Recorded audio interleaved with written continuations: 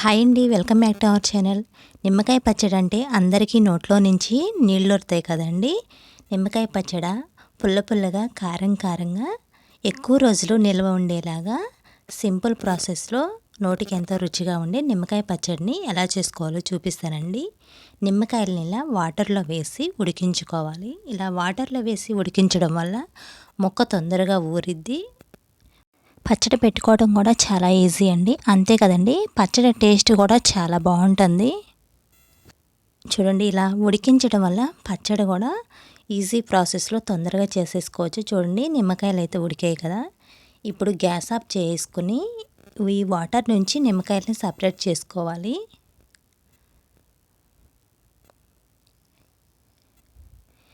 నిమ్మకాయల్ని cut చేసి ఊరేసి ఒక వారం తర్వాత ఉప్పు కారం కలుపుకుంటాం కదండి. ఇలా ఉడికించడం వల్ల అలాంటి ప్రాసెస్ ఏమీ లేకోకుండా ఇలా ఈజీగా చేసేసుకోవచ్చు. చూడండి, నిమ్మకాయలు చల్లారిన తర్వాత ఇలా 4 ముక్కల్లాగా కట్ చేసుకోవాలి.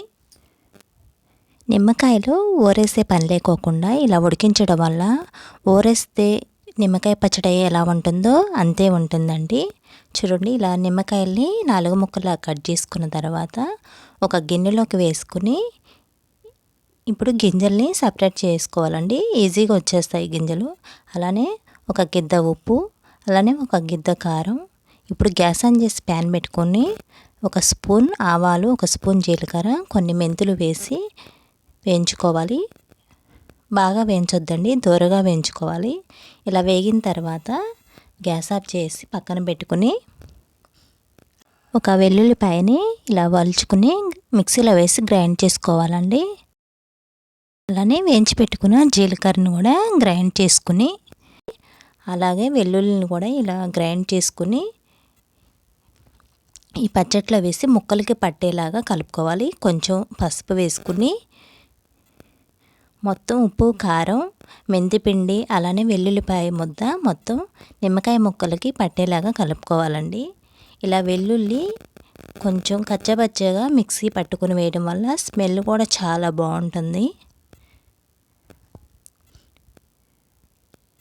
చూడండి, ఇలా కలుపుకున్న తర్వాత ఇప్పుడు గ్యాస్ ఆన్ చేసి ప్యాన్ పెట్టుకుని ఆయిల్ వేసుకోవాలండి. పచ్చళ్ళకి ఎప్పుడైనా పల్లి ఆయిలే వేసుకోవాలి. చూడండి, పచ్చడికి సరిపోయినంత ఆయిల్ వేసుకుని ఆయిల్ వేడిన తర్వాత ఒక స్పూన్ పచ్చిశనగపప్పు, అలానే ఒక స్పూన్ ఆవాలు, ఒక స్పూన్ జీలకర్ర, 4 ఎండుమిర్చి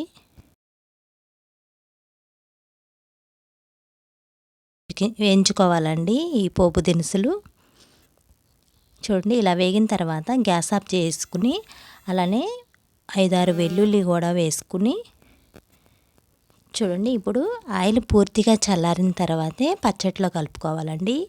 ఆయిల్ వేడిగా ఉన్నప్పుడు పచ్చట్లో వేసుకోవద్దు. ఇలా ఆయిల్ చల్లారిన తర్వాత పచ్చట్లో వేసుకుని ఆయిల్ మొత్తం పచ్చడికి పట్టేలాగా కలుపుకోవాలి. ఆయిల్ మొత్తం ఇలా పచ్చడికి పట్టేలాగా కలిపేసుకుని 3 రోజుల తర్వాత కానీ మనకి ఆయిల్ సరిపోయిందా లేదనేది అర్థమైందండి. సరిపోకపోతే అప్పుడు కొంచెం ఆయిల్ వేడి చేసుకుని పచ్చట్లో కలుపుకోవచ్చు. చూడండి, పచ్చడి మొత్తం ఇలా కలుపుకున్న తర్వాత ఇది ఒక డబ్బాలో పెట్టుకుని స్టోర్ చేసుకుని మనం ఎప్పుడంటే అప్పుడు తినొచ్చండి. ఇది ఊరాల అనే పనే ఉండదు.